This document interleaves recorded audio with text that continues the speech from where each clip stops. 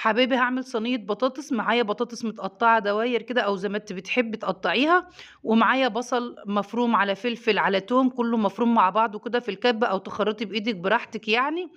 ومعايا طماطم مفرومة في الخلاط، ومعايا نُص فرخة والوركين مقطّعاهم كده ل4 قطع، ودُولة الأكتاف بتاعة صدور الفراخ كنت عاملاها بانيه واستفدت يعني قُلت هاجيب الأكتاف بتاعتها واعملها في صينية بطاطس. معايا بقى صينية على النار كده فيها معلقتين من الزيت، هانزل بقى بالبصل والفلفل والتوم كلّه مع بعضه كده، التوم هيطلّع بس ريحته والبصلة بتكون دبلت معايا، هي بس هو يا دوبك يعني التوم بس ياخد ريحة طعم كده وتشويحة،